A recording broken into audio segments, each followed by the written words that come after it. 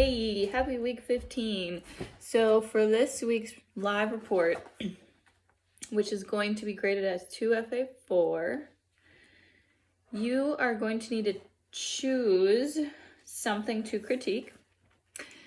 And this should be some sort of a recent or new discovery. So I'm gonna critique sort of like just an artist overall, but you guys could choose a book or a series, a movie, a song, an album, a lot of good music out there, album artwork, or possibly just an artist or piece of artwork.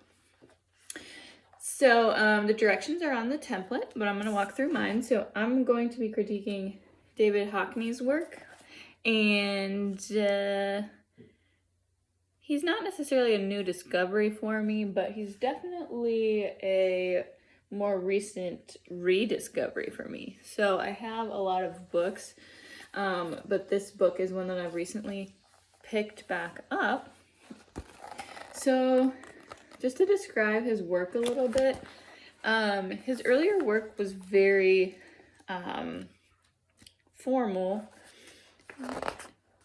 involved a lot of portraiture. But one trend throughout all of his work is color.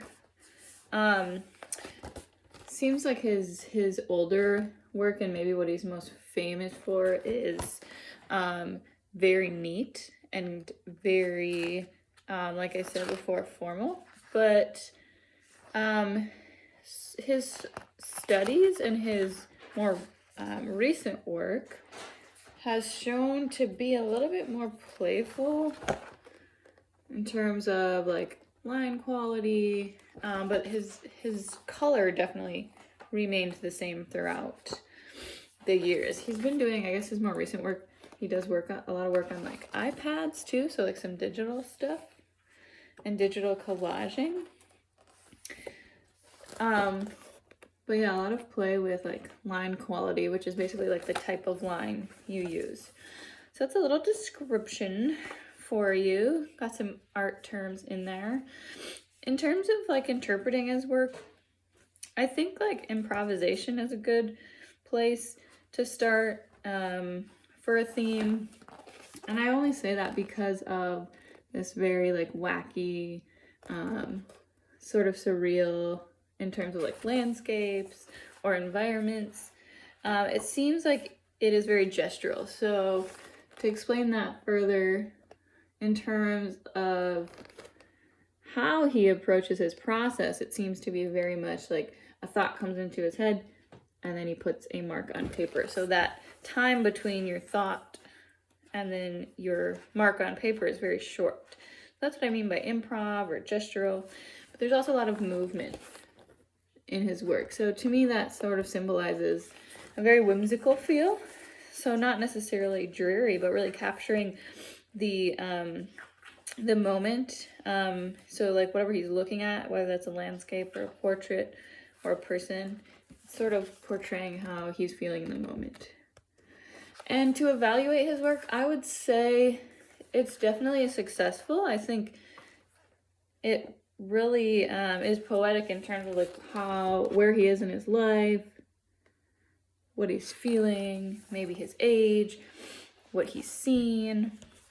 It really kind of represents the time in his life. And these like more recent works, I think they're really playful because he sort of is looking back maybe on his childhood, or maybe he's very like reminiscent for being young.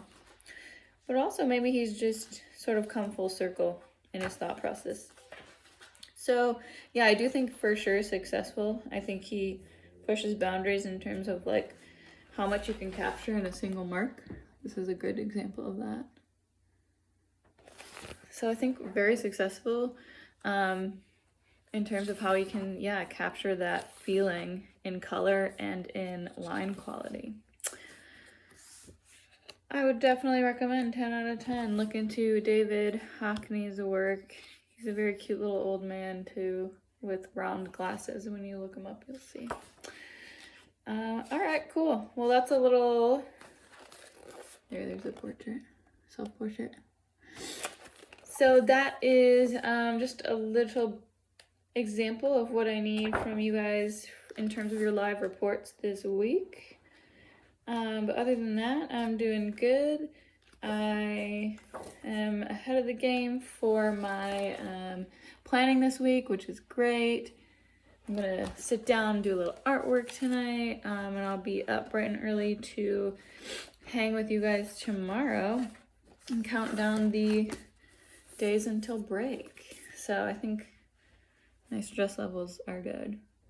And I'm also about to drink hot chocolate and finish watching Home Alone 2. So excuse my outfit and crazy tail of a hair. All right, bye guys, see ya.